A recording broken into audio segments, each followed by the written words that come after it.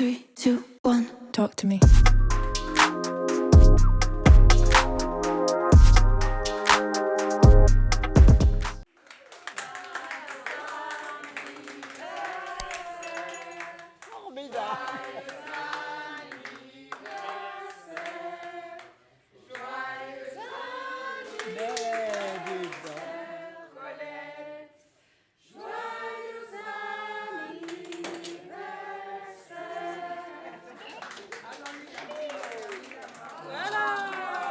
Quand on fête ses 100 ans comme Colette, on a le privilège de pouvoir réunir autour de soi plusieurs générations. Filles, petites-filles et arrière-petits-enfants. Chine alors, ça me fait plaisir. Est-ce que vous êtes fière d'être arrivé à 100 ans? Non, pas du tout. Pas du tout. J'y suis pour rien, vous savez. Je n'y suis pour rien. Souffler ses 100 bougies, hier l'événement était extraordinaire. Aujourd'hui, il est presque devenu banal, tant le nombre de centenaires a augmenté. Il est loin le temps où nos vaillants aînés avaient droit à un baptême de l'air. Aujourd'hui, les cantons ont révisé à la baisse leurs cadeaux, réduits parfois à un simple bouquet de fleurs. Colette Vuagnaud, qui a passé toute sa vie en terre vaudoise, a droit à plus d'égards. Tout le Conseil d'État m'a délégué pour vous souhaiter un joyeux anniversaire. On vous a apporté du vin. J'espère que vous aimez le vin. Non. Oh Un bouquet de fleurs, un gâteau et puis un abonnement à la CGN pour aller en bateau sur le lac. Ça, c'est formidable. Voilà, alors vous pourrez aller en bateau sur le beaucoup. lac. Le secret de la longévité, c'est quoi? Alors vraiment, je ne saurais pas quoi vous dire. Une bonne santé, beaucoup d'amitié autour de soi, une certaine tranquillité aussi. Vous vous faites plus de soucis maintenant. J'ai délégué. Comment fait-on pour atteindre 100 ans et rester en forme? Tous ces centenaires sont-ils des êtres exceptionnels ou ont-ils des secrets? Nous sommes partis en quête auprès de ceux qui ont oublié de mourir.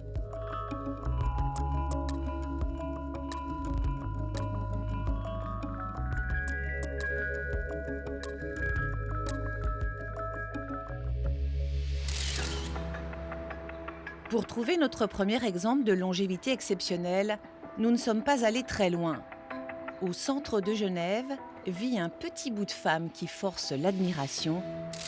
Elle s'appelle Jeanne Maty. Viens, je vais t'aider, on va aller là-bas. Malgré le poids des années, Jeanne a gardé sa légèreté de jeune fille, sa coquetterie aussi.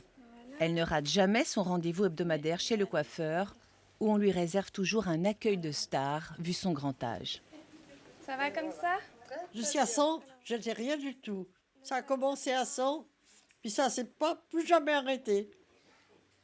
Et aujourd'hui, vous avez quel âge? À présent, j'ai 104, mais j'espère d'arriver à 105.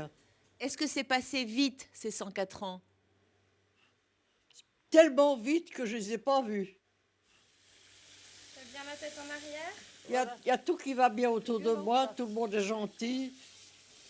J'ai vraiment de la chance parce que je suis toujours content. Tu as de la chance. Tu perds pas beaucoup tes cheveux. Non, pas beaucoup. J'aimerais bien rester coquette jusqu'à la fin. Je me dis toujours, pourvu que quand tu seras morte, qu'on t'arrange un peu dans le cercueil, que tu aies encore bonne façon. C'est drôle hein, de penser à ça. Extra, Ça va? comme d'habitude. J'ai rajeuni. Jeanne Maty est née à Genève le 11 janvier 1914, quelques mois avant la déclaration de la Première Guerre mondiale. Elle a eu 2 maris, 3 enfants et une grande passion, son travail. J'ai été courte pointière parce que j'ai commencé à faire les rideaux pour les gens. J'ai adoré mon métier. Mais vous avez beaucoup travaillé dans votre vie aussi. Ben, vous voyez, jusqu'à 96 ans. Malheureusement, à 96, j'ai perdu la vue et c'est là que j'ai dû m'arrêter. Quand elle avait 93 ans, l'émission 36.9 l'avait filmée dans son petit atelier situé au bas de son immeuble. et elle cousait encore. Je voulais continuer jusqu'à 100. Je me disais toujours, pourvu que tu arrives jusqu'à 100 et que tu puisses faire encore un rideau. C'est votre secret, vous pensez, le travail? C'est mon secret. J'adorais le travail que je faisais.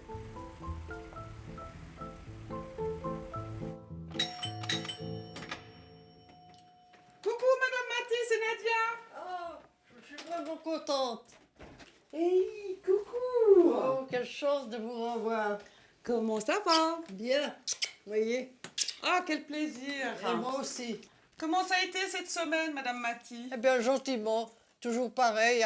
Si j'avais un peu moins mal aux jambes, ça irait mieux.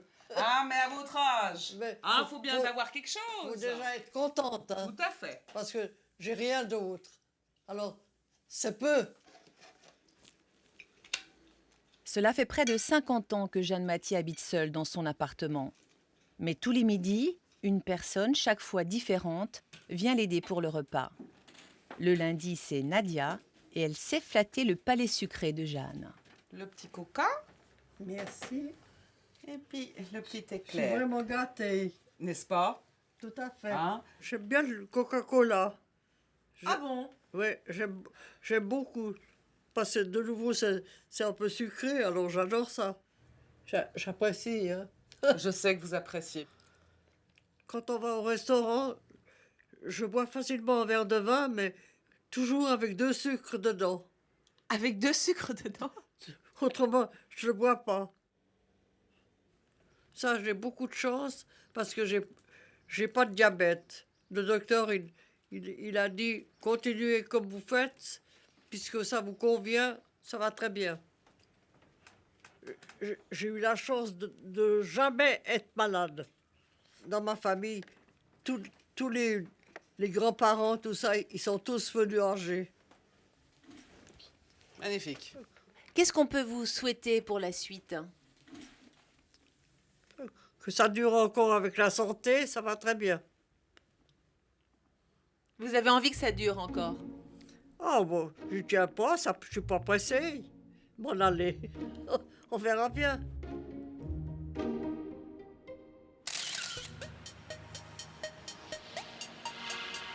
Du haut de ses 60 ans, Karl-Heinz Krause fait tout pour contrer les effets de l'âge. Normal, me direz-vous, quand on est spécialiste en biologie du vieillissement à la faculté de médecine de Genève. Est-ce que ce sont des individus un peu exceptionnels? Je dirais oui et non.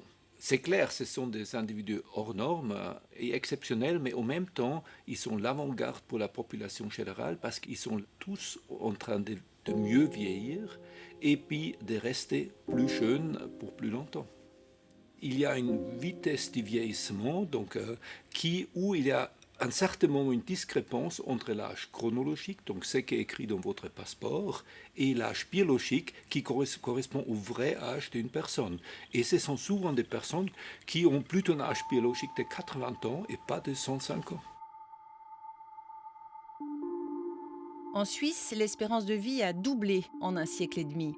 De 40 ans, on est passé à plus de 80. On estime même que chaque année, on gagne 3 mois de vie. Les centenaires sont le groupe d'âge qui a le plus augmenté. En 1950, il n'y en avait que 12. Selon les derniers chiffres, ils sont 1546, avec une écrasante majorité de femmes. Moi, je parle souvent d'une épidémie du vieillissement. C'est jamais vécu dans l'histoire de l'humanité à quel point la longévité est en train d'augmenter. La médecine joue un rôle, mais prend un rôle beaucoup moins important qu'on croit. C'est les conditions de vie, la sécurité sociale, la sécurité alimentaire. Il y a beaucoup de facteurs qui jouent ensemble pour qu'on puisse aujourd'hui vivre beaucoup plus longtemps. Après Genève, notre quête nous a menés à Cannes, où nous sommes tombés sous le charme d'une Saint-Galloise, Agnès Parodi, qui vient de fêter ses 105 ans. Avec Agnès, nous avons découvert que longévité rimait avec hyperactivité. La centenaire se fait à manger toute seule, tous les jours, et que des bons petits plats. C'est quoi que vous avez préparé C'est là? la fenouil. Je sais pas si vous aimez. Moi, je fais beaucoup de légumes tous les jours. Je fais des fois pour 2 jours. La soupe, je la fais pour 3 jours. J'en ai 1 heure pour les préparer parce que je fais pas vite avec les mains. Quand j'avais 16 ans, j'ai voulu faire cuisinier. Puis ma sœur, qui avait 4 ans de plus, alors elle a dit non, papa, il faut pas la faire. Elle est déjà assez nerveuse. Avec les feux, elle sera folle. Vous êtes assez exceptionnelle, Agnès, quand même. Hein? Tout le monde le dit, oui. Mais j'ai fait beaucoup de choses dans la vie, c'est vrai. Et mon mari, il aimait me mettre en bas parce que c'est lui qui commandait. Il était marseillais, vous savez, j'ai un caractère un peu spécial.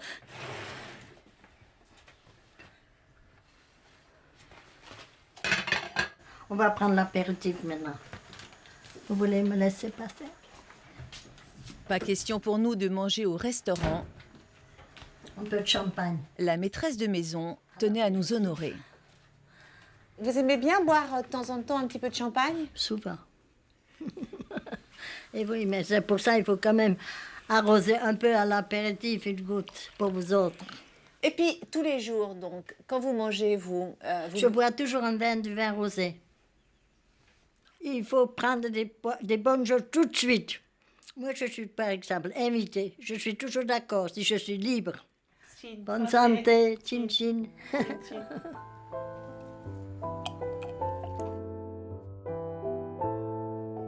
Un sourire gourmand et un regard espiègle. Agnès aime la vie et la vie aime Agnès.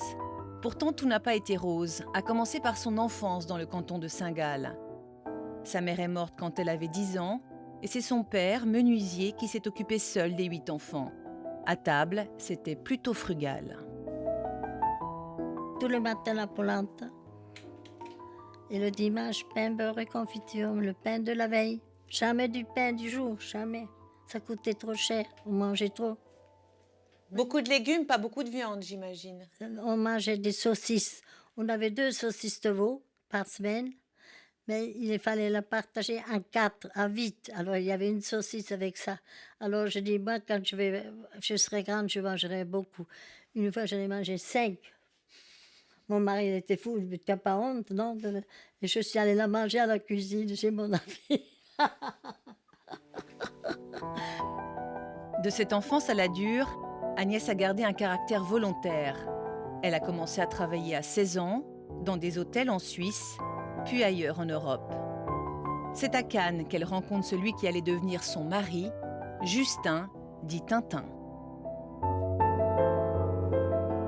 Il avait une jolie voix, il était beau garçon, je sais pas, il savait faire, il savait me retourner. Et vous lui avez plu aussi tout de suite? Et oui, C'était un coup de foudre. et oui, lui pire que moi. Le couple passe l'essentiel de sa vie à Dakar, au Sénégal. Faute d'avoir pu créer une famille, ils se consacrent entièrement à leurs nombreux amis. Agnès garde précieusement enfoui dans un livre d'or le souvenir de tous ceux qu'elle a reçus à sa table. C'est mieux que la famille. Les parents, on est obligé de supporter. Et les amis, on les choisit. Ça m'a aidé toujours avoir des amis. Et chaque fois, quand j'ai des amis, je suis toujours très heureuse. On n'y pense plus au mal. C'est un médicament presque, comme on dit. Ça vous donne de l'énergie. Je sais, ça, c'est tous des gens qui sont morts. L'année passée, j'ai fait le compte. En 1 an et demi, il y a 40 personnes qui sont mortes. Le deuil qui a le plus éprouvé la centenaire, c'est celui de son époux, écrasé sous ses yeux par une voiture, alors qu'ils allaient fêter leurs 50 ans de mariage. Comment vous arrivez à surmonter ces épreuves? Et je ne sais pas, une force naturelle, je sais pas. Je sais pas d'où ça vient. Des fois, je me suis déjà demandé, mais je ne sais pas quand je vois d'autres personnes qui font une histoire terrible parce qu'il y a quelqu'un qui est mort ou quelqu'un... Ils sont morts, ils ne peuvent pas revenir. Il n'y a jamais quelqu'un qui est venu. Ça ne sert à rien de plaire après, ça ne revient pas. C'est le destin, puis c'est tout.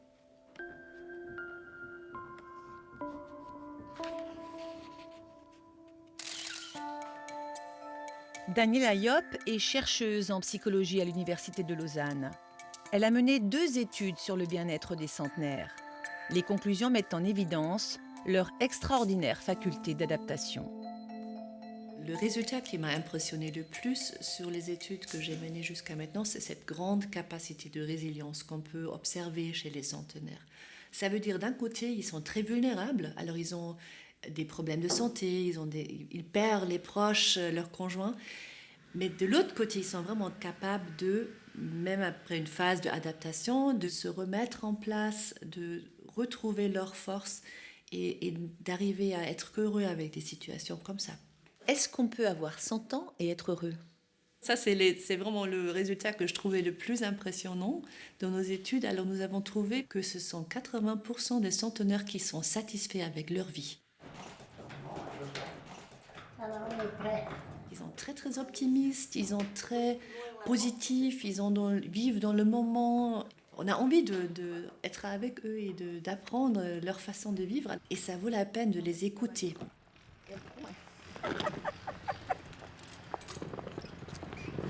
La valise coince.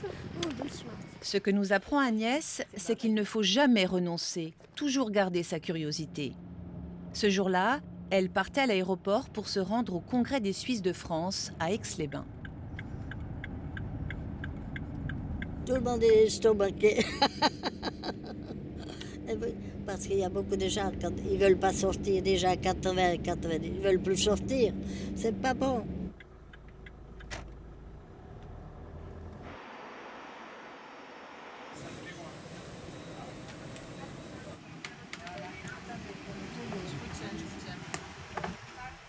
Bonjour madame, bienvenue.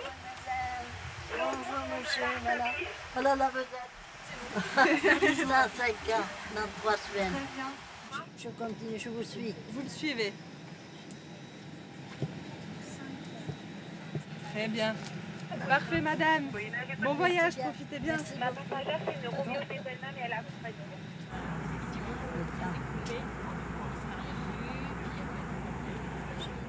J'ai envie d'y aller et voir les gens de nouveau.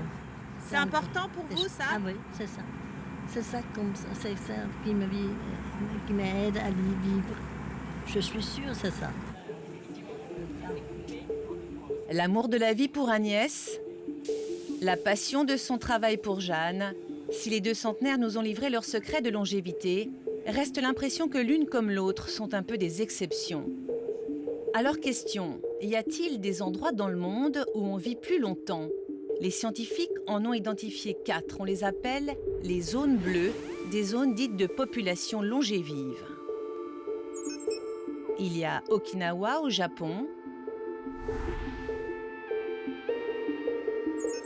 la péninsule de Nicoya au Costa Rica, l'île d'Icaria en Grèce, et enfin la première qui a été découverte, une région montagneuse de Sardaigne.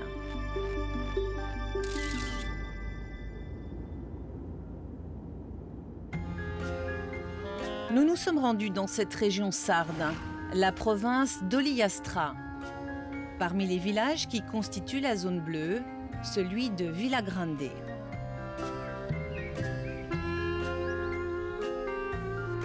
Pour prendre la mesure de la longévité exceptionnelle, il suffit de se faire accompagner au cimetière. Allora vi faccio vedere i centenari del comune di Villagrande, iniziando da qui. La signora Barrili, deceduta l'anno scorso, 103 anni. La signora Longoni, 101. 103, zio Striccialo, 101. 102. 100 anni giusti giusti. Alertés par un médecin sarde, les démographes s'intéressent au phénomène dès l'an 2000. Pour vérifier l'information, ils décident d'envoyer sur place un confrère belge. Michel Poulain se souvient encore du jour où il a découvert ce cimetière. Quand on se met devant 4 tombes et que dans les 4 tombes, il y en a 4 qui dépassent 80, 90 et qu'il y a même 2 centenaires, mais vous dites, il y a quelque chose. À ce moment-là, on se dit, il faut chercher. Il y a quelque chose qu'on ne trouve pas ailleurs, qui est fondamental, ce nombre de centenaires. Et dans le cimetière ici, il y en a au moins une trentaine, c'est qu'il y a vraiment beaucoup.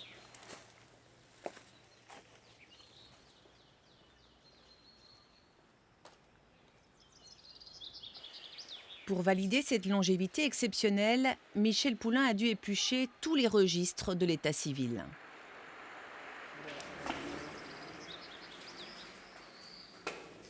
Permesso? Oh, notre professeur. Come va? Bonjour, guarda Simone, c'è il professor Poulain. Ma Simone è occupato, eh? Bonjour professeur, comment ça va? Tutto bene. Bene. Ok. Allora. Au début, on a vérifié uniquement les centenaires et leur acte de naissance. Et ensuite, on a décidé de reconstituer toute la population du village. Depuis quelle date? Depuis 1866, on a toutes les naissances, les décès, les mariages. Et ça me fait 14 000 personnes dans mon ordinateur avec tous les liens de parenté. Sì. 5 bambini, Maria, Francesco, Giuseppe, Pietro, Paolo e Gabriele Angela. Esatto. Nous faisons la vérification. On est quasi à une validité complète, alors qu'habituellement, dans les travaux du genre, on arrive à 60-70% de complétude de l'information. Deve essere qua. Mi dice Et là, vous avez trouvé combien de centenaires à Villagrande depuis 1866? Alors, on est arrivé actuellement à 43 centenaires qui ont vécu ou sont décédés à Villagrande. Eccola. Ah, C'est exceptionnel, puisque si je prends un village suisse moyen de la même taille, si on a un centenaire, on serait heureux. Voilà. En plus, autant d'hommes que de femmes. Et alors, on est à 22 hommes pour 21 femmes. Et ça, c'est totalement exceptionnel. Ça, il n'y a que 2 villages au monde où j'ai rencontré cette spécificité. Michele. Michele. Si è sposata il 15 ottobre 2011. Nous avons commencé à valider les centenaires un par un. Et ensuite m'est venue l'idée qui, pour moi, est l'idée principale de cette Blue Zone, c'est que ces centenaires, ils ne sont pas répartis au hasard. Quand on avait des centenaires dans un village, il y avait dans le village voisin, et ainsi de suite. Et à force d'entourer au stylo bleu chacun de ces villages sur la carte, l'idée s'est imposée de baptiser la région Zone Bleue.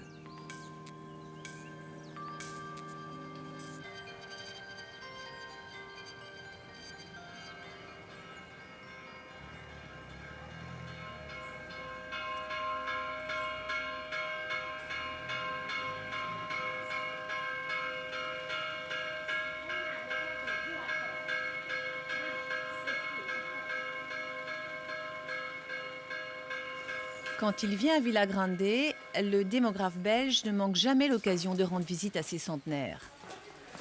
Sur les 4 que compte le village, 2 sont morts malheureusement ce printemps. Mais la relève est assurée avec les 70 nonagénaires encore vivants. Certains, comme Michelino, vont même bientôt fêter leurs 100 ans. Come va Sandro? Bene, bene. Tutto bene? Bene, bene. Ok, e Michelino? Michelino, Come va Michelino? Grazie a lei. Sì, va bene.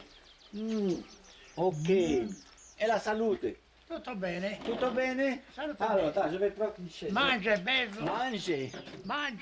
Mangiare. Prosciutto, carne arrosto e vino buono. Io quasi sto per arrivare 100 anni. Sì, sì. Speriamo. È Se gennaio, Dio vuole. è gennaio, Al eh? 16 gennaio. Sì, sì, 16 gennaio. Sì, sì. Vous vous réjouissez d'avoir 100 ans? Se Dio vuole. Speriamo. Si Dieu le veut, j'espère que je vais y arriver à 100 ans. 110 ou 120. Ma On va dire ça. si dice così. Perché io so come il tempo. Moi, je suis comme le temps. Oggi mi sento- Aujourd'hui, je me sens assez bien. Demain, un peu moins. Et après-demain, Dopodomani mi ça sento ira meglio encore mieux. ancora. Oh! Eh. Michelino è quasi centenario e beato tra le donne. No, ma adesso 99. Giudica, mi citali, giusto? Sì, sì, sì. sì. Baci di qui, baci di là. Tutte mi hanno baciato. Tutte. Mamma mia. Grazie, padre. Ah là là, mamma mia. Si Michelino a gardé sa vitalité, c'est sans doute parce qu'il n'a jamais raté l'occasion de rire et qu'il a aussi beaucoup bougé de par son métier. Oh là là. Lavoro pastore. J'étais berger. Lavoro di tutti On travaillait tous. On portait du bois. J'ai beaucoup marché. On marchait toujours avec les chèvres, avec les moutons, les vaches. Oui, j'ai beaucoup marché.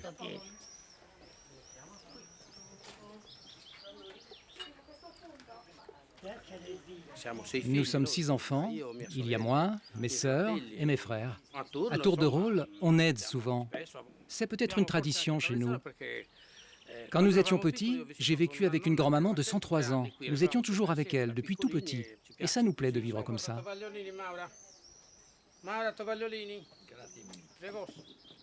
Salute e a Centanos. È più 100 anni. Sì, sì. Ce n'était pas imaginable de mettre Michelino dans une maison de retraite, par exemple. Bien sûr que non, on ne le fera jamais. C'est vraiment la dernière des hypothèses. Bien sûr que non.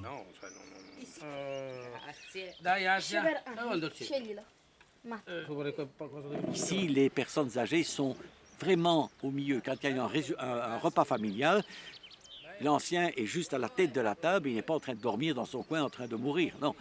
Sandro va faire le plein, hein? On fait des calendriers avec les centenaires, on fait des fêtes pour la longévité. Ce sont toutes des choses qui les mettent en évidence, ce que l'on voit aussi dans d'autres Blue Zones. C'est vraiment une caractéristique des Blue Zones, c'est ce soutien communautaire aux personnes âgées.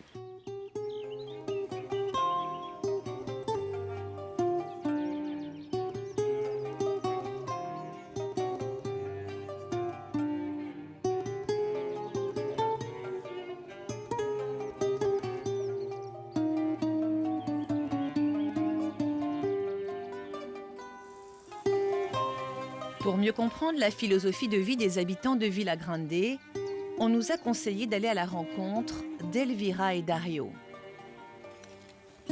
Ils ont 85 et 89 ans et cela fait 60 ans qu'ils s'aiment.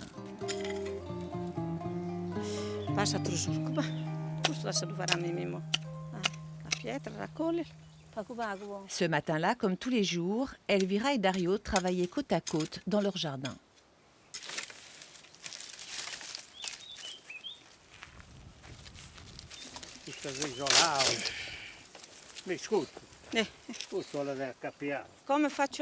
Comme je travaille, ça lui convient. Et comme il fait lui, ça me convient. Mais on se dispute tous les jours. Même maintenant, on se dispute. Hé, celui-là, il est plus dur.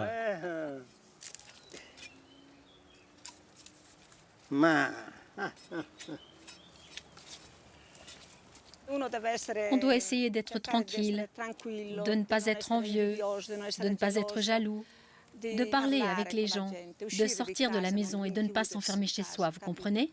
Ça, je pense que c'est très important. C'est ça le secret de la longévité? C'est pas des choses qu'on peut dire nous, ça vient de là-haut. Mais je pense qu'il y a quelque chose autour de ça.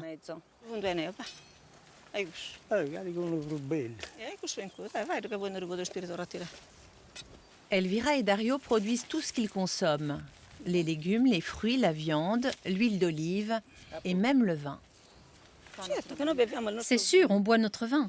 Le pain, on le fait, on fait tout à la maison. Le docteur Poulain est venu un soir à la maison. Il n'y avait que le fromage qui n'était pas le fruit de notre travail. On l'avait acheté. Acheté, oui, mais avec l'argent de notre travail. Le fromage, il vient du berger près de chez nous. Mais tout le reste, on fait tout nous-mêmes.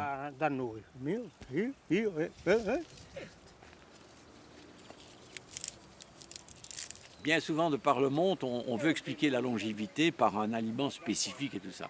Je n'y crois pas du tout.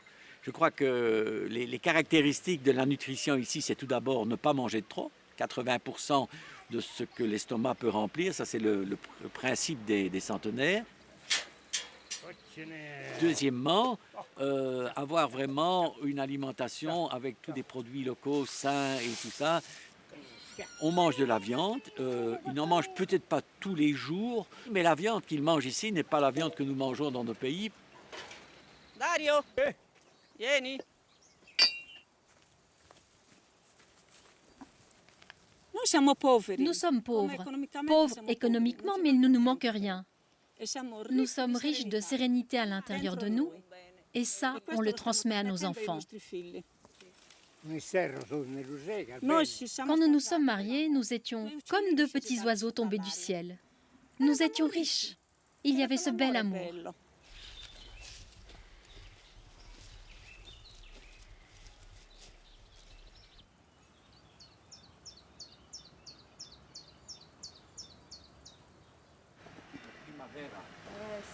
Dans l'art de vivre sarde, il ne faut pas oublier l'esprit de communauté. En fin d'après-midi, tout le village converge vers le bistrot. Aujourd'hui, il y a foule. On y retrouve nos vaillants aînés, Elvira, Dario et même Michelino. Buonasera. Buonasera. Ben arrivato. Grazie. Pensavamo che non venisse. Il faut dire que ce sont eux les vedettes. Même le bar leur rend hommage en choisissant de s'appeler désormais le Zona Blue Bar.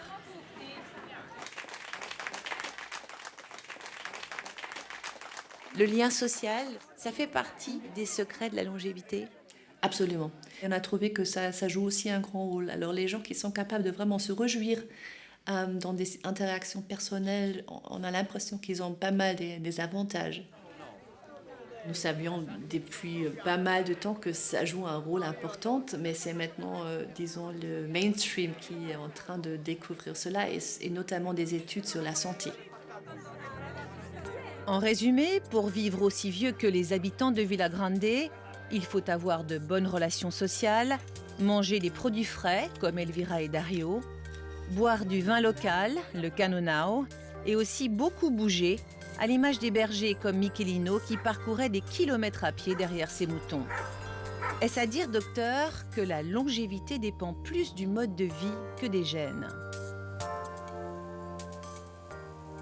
Alors en général, on admet que l'importance de la génétique est pas si grande. On estime qu'entre 25 à 30% du vieillissement est expliqué par la génétique. Pas plus. Et pas plus. Et autour de 75%, c'est le style de vie, c'est l'environnement où on grandit. C'est même pas l'environnement et style de vie comme enfant, mais plutôt l'environnement et style de vie comme adulte qui va déterminer notre longévité. Donc, ce que vous et moi, ce que nous on fait actuellement, ce qu'on mange, comme on est actif dans la vie, ça va déterminer notre longévité. Les scientifiques n'abandonnent pas pour autant la piste génétique. Au Medical Center de l'Université de Boston, Thomas Perls mène depuis 1995 une étude à laquelle ont participé près de 4000 centenaires. Ses conclusions sont quelque peu différentes de ce qu'il est communément admis. Pour les gens qui vivent jusqu'à environ 90 ans, je pense que c'est juste. Je pense que ce qui explique en grande partie les variations d'âge jusqu'à 90 ans, c'est le style de vie. Mais pour vivre au-delà de cet âge, je pense que les gènes ont un rôle de plus en plus important, surtout vers 100, 105 ans. Pour arriver à 110, c'est même l'inverse. C'est 75% les gènes et 25% le style de vie. Ce n'est pas juste un gène, mais c'est beaucoup de gènes, chacun ayant un tout petit effet. Ce qui fait la différence, c'est d'avoir la bonne combinaison. C'est un peu comme à la loterie. Obtenir un ou deux chiffres, ce n'est pas difficile, mais obtenir les 7 chiffres, c'est extrêmement difficile. Et arriver à 110, il n'y en a qu'un pour 5 millions dans la population. C'est un événement très rare. S'il y en a bien un qui incarne l'influence du mode de vie sur la longévité, c'est Louis Siner. Louis a bientôt 102 ans, ce qui ne l'empêche pas de dévaler tous les matins les 2 étages de sa maison. Et quand il part aux courses, il faut le suivre. C'est important de marcher tous les jours? Pour moi, oui, en tout cas. Pour me maintenir en forme un peu, surtout. Rester assis toute la journée et regarder la télé, ça ne m'intéresse pas. Et en plus, vous avez les 2 escaliers, les 2 étages. Oui, mais c'est ça qui m'a fait du bien, je crois aussi. J'ai passé 40 ans que j'habite là-bas. Louis marche tous les jours, Et Louis fait aussi très attention à ce qu'il mange. Qu'est-ce que vous achetez en priorité, Louis? Des légumes? Beaucoup de légumes? Oui, j'en mange assez, alors presque tous les jours. Ah oui. Plutôt des produits frais? Oui, parce que c'est assez rare que je prenne des conserves, alors c'est très rare. Oui. Son secret, jamais d'excès. Vinaigre. Oui, j'étais raisonnable, d'accord. Je rentre du boulot, j'ai jamais passé au bistrot, hein. Je rentrais toujours directement à la maison. J'ai jamais fumé. Ça ne m'a jamais rien dit, je sais pas.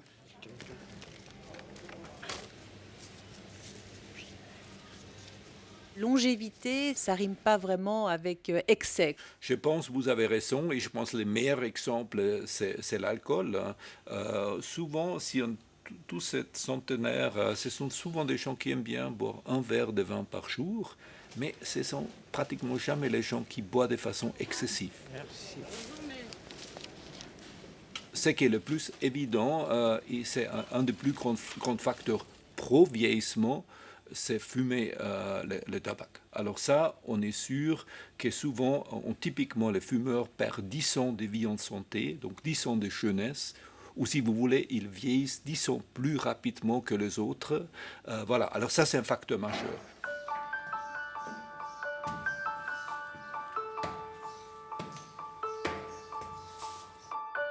Louis est né le 10 décembre 1916 à Rolle, dans le canton de Vaud. Nous, on était 3 frères. Tout le monde a disparu, ma foi. J'étais le premier des gosses, mais je suis le dernier vivant. Parmi ses parents, aucun centenaire. Et ce n'est pas non plus son travail qui explique sa longévité. C'était quoi votre métier, Louis? Compositeur typographe. Dans le plomb toute ma vie. Maintenant, ça n'existe plus. On dit pourtant que c'est mauvais pour la santé, le Mais plomb. oui, ben j'ai malgré tout. Ça a bien été. Une vie de labeur, une vie modeste qui tient en quelques cahiers. Les grands événements du siècle, le typographe ne les a pas vraiment imprimés dans sa mémoire, à part la MOB. J'ai fait la MOB aussi, où j'ai fait plus de 700 jours de service en tout, avec l'école de Creux et tout. Puis je suis parti à Genève, alors ils m'ont pris dans la truc civil, la DAP. On appelait ça la démerde-toi, donc ça pète.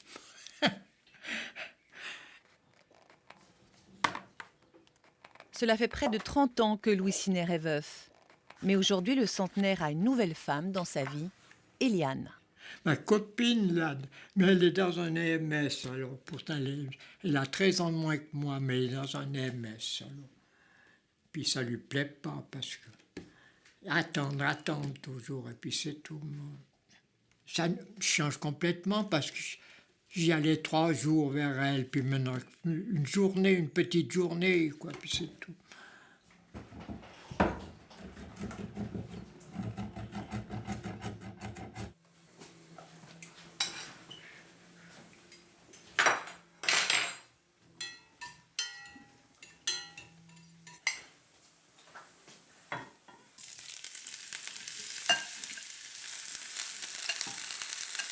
Vous faites tout seul? Oui, il y a encore un peu de poussière, ma foi, je sais pas. Ça sonne, qu'est-ce que... Oh, c'est mon beau-fils, je pense, qui arrive. Oui, je suis là. Oh, t'es là. Comment ça va? Ça va, tu vois. Ça va. Voilà. Ça y est. Tout est loué. Vous venez souvent voir votre beau-père? Une fois par semaine. Oui. Des fois 2, si j'ai un moment. Il est toujours content. Il critique jamais personne. Il vit dans le plaisir. Moi, je suis sûr que c'est ça qui fait sa santé. Toujours dans le positif. Je pense que c'est... On en a la preuve. Hein. Oui.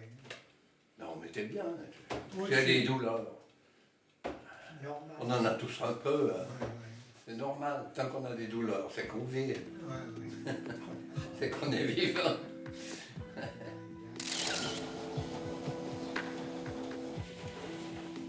François Hermann a étudié la mortalité des plus de 100 ans. Est-ce qu'à l'avenir, des centenaires comme Louis, Agnès ou Jeanne seront légion? Selon les statistiques, un enfant sur 2 né en l'an 2000 atteindra cet âge canonique. Mais le professeur d'épidémiologie reste pondéré.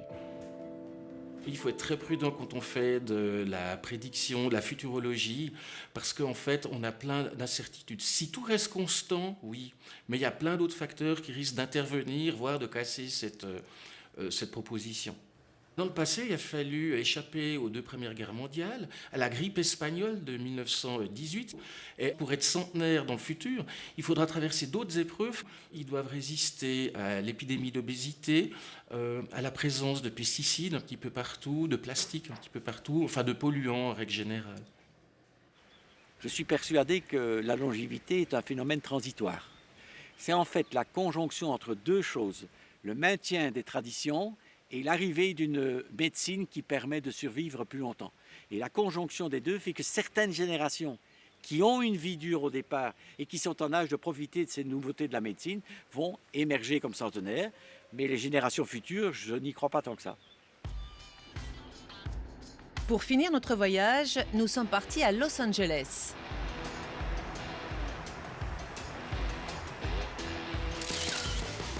On dit souvent que les États-Unis préfigurent ce qui va nous arriver. Or, en Amérique, l'espérance de vie baisse. La faute à la malbouffe, au manque d'activité physique et un mal-être général qui pousse à des comportements excessifs.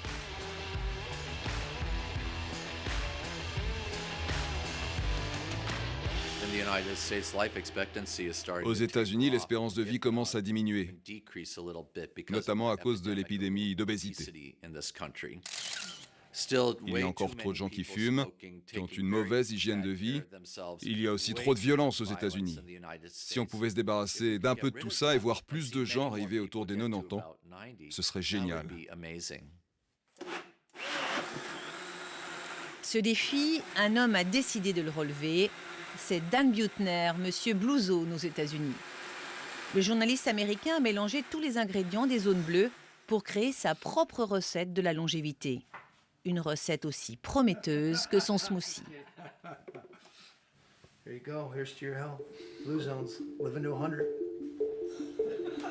C'est en 2005 que Dan Buettner s'est rendu en Sardaigne pour le compte du National Geographic.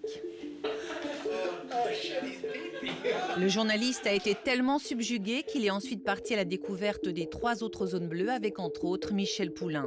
Depuis, son grand projet est d'en faire profiter ses concitoyens. Ils nous montrent exactement ce que nous devrions faire en tant que société moderne pour augmenter notre espérance de vie et être plus heureux. Ces gens vivent de la même manière depuis des centaines, voire des milliers d'années. Et ils sont au niveau des populations tout ce que nous cherchons à obtenir. Ils ont peu de cancer, peu de maladies cardiovasculaires, un taux de démence beaucoup moins élevé que chez nous. Donc il y a quelque chose de spécial là-bas. Et je me suis demandé si on pouvait reproduire une zone bleue ici. En 5 ans, je ne peux pas prendre Los Angeles et la transformer en Sardaigne, mais je peux prendre Los Angeles et faire que ça devienne à 20% la Sardaigne. Nous sommes allés dans les 3 villes du comté de Los Angeles qui essaient de reproduire le modèle des zones bleues. Les Beach Cities, Redondo, Hermosa et Manhattan. Difficile d'imaginer qu'on peut transposer dans ce décor californien le mode de vie sarde. La plage et l'océan ont remplacé les collines et les pâturages, et les dauphins, les moutons. Mais l'idée de Dan Buettner, c'est d'aménager l'environnement pour que les habitants adoptent naturellement d'autres habitudes. Si vous essayez de changer le comportement des gens, vous allez échouer quasiment chaque fois. Le secret, c'est de ne pas essayer de modifier les comportements, mais de changer l'environnement pour que le choix sain soit le choix le plus facile à faire. Joan, 71 ans, et Irvine, bientôt 90, suivent à la lettre la recette de Dan Buettner, jusqu'à son smoothie.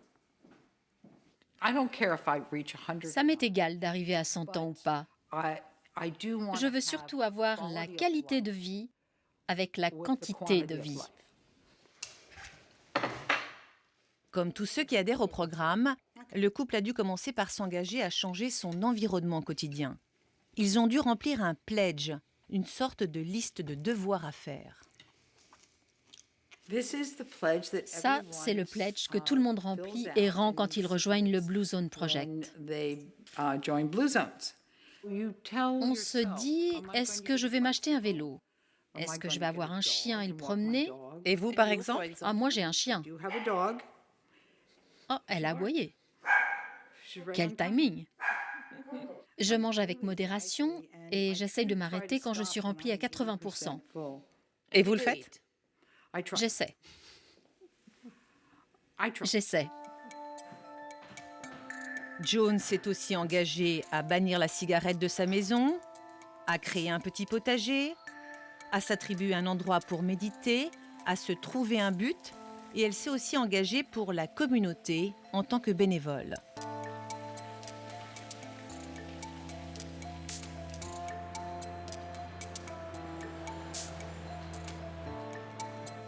De son côté, la ville met tout en place pour favoriser une vie saine. Des épiceries avec des produits frais et locaux, des restaurants qui garantissent une nourriture équilibrée, des pistes cyclables à perte de vue, sans oublier l'interdiction formelle de fumer à l'extérieur. Tout ça a un coût, 2 millions de dollars, et frôle pour certains la dictature du bien-être. Ce qu'on essaye de faire, c'est de créer un environnement qui permet aux gens de faire le choix le plus sain, de faire le bon choix. Mais la frontière est très mince entre créer cet environnement et dicter aux gens ce qu'ils peuvent faire ou pas. Mais au bout du compte, c'est leur vie et c'est à eux de faire ce choix. On voit des résultats. Nous avons vu le tabagisme baisser de 36%. Nous avons vu le nombre d'adultes en surpoids diminuer de 25%. Alors oui, c'est beaucoup d'argent, mais nous voyons des résultats. Mais vous pensez qu'avec ce programme, on peut vivre plus longtemps? On peut gagner des années? Oui, nous le pensons. Combien d'années je peux gagner avec ce programme? Peut-être 15 à 20. Vous savez, si les personnes peuvent vivre en bonne santé jusqu'à 90 ans, nous voulons bien sûr que les gens vivent plus longtemps, mais surtout en bonne santé. Certains scientifiques disent que c'est un peu tôt pour avoir des résultats fiables. Vous en pensez quoi? Alors, il y a deux options. Un, on ne fait rien, on continue à manger plus de hamburgers, à passer plus de temps dans nos voitures, à imploser avec nos appareils électroniques, ou on peut essayer de faire quelque chose. Alors nous, on a produit de bons résultats en 5 ans, et cela nous encourage. Alors oui, nous comptons avancer en faisant toujours mieux.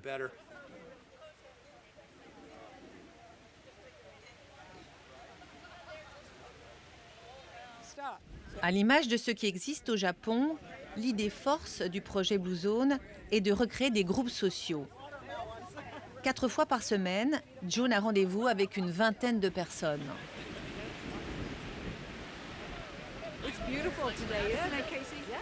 Ils se retrouvent pour marcher, mais pas seulement. C'est le Walking Moai. À Okinawa, un moai, c'est un petit groupe d'environ 5 ou 6 personnes. Ici, nous sommes beaucoup plus, bien sûr. En fait, au Japon, quand un enfant a 5 ou 6 ans, on lui attribue un groupe d'enfants qui seront ses amis pour la vie. Ils seront son groupe de soutien. Alors, ils ont repris ce concept et ils l'ont amené ici.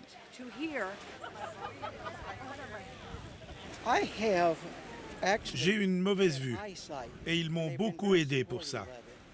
Ils viennent me chercher dans ma résidence et ils m'amènent ici pour marcher avec les autres. Donc c'est vraiment un groupe dans lequel on se soutient.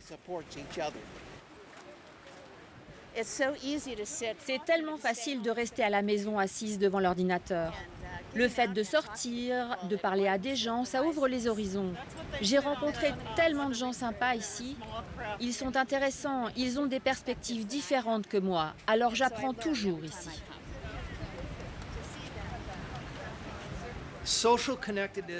Le lien social, c'est le secret de la longévité le plus important, n'importe où dans le monde. Il existe d'excellentes études qui montrent que les interactions sociales au quotidien, face à face et non pas sur Facebook, sont plus importantes pour la longévité que l'exercice physique, un bon régime alimentaire ou quoi que ce soit d'autre. Quel âge vous avez? J'ai 85 ans. 85. Eh oui. J'ai 63 ans. Et vous espérez atteindre 100 ans? J'adorerais arriver à 100 ans. Si je suis heureuse, en bonne santé, oui. Tu vas avoir 100 ans? Oh ouais, c'est sûr. Mais il faut continuer d'avancer. Je trouve qu'en tant que scientifique qui souhaite être impliqué dans la société qui est la nôtre, c'est une idée vraiment formidable.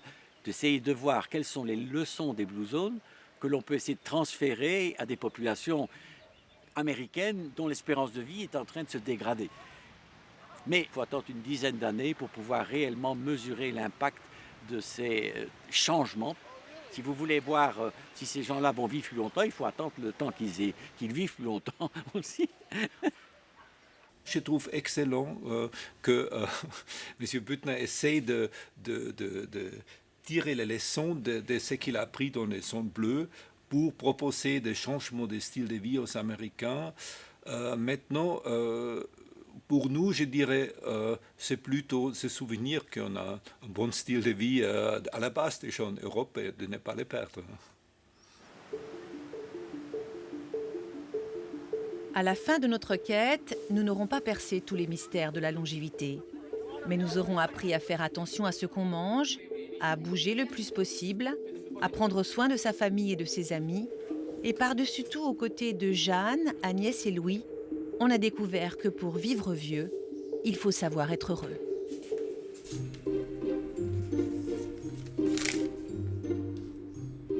Tant que je suis en bonne santé, je suis content de vivre là, mais... Vous êtes un centenaire heureux? Heureux. Moi, il ne faut pas que j'oublie. Faut pas que vous oubliez quoi? Que j'ai 100 ans. Hein.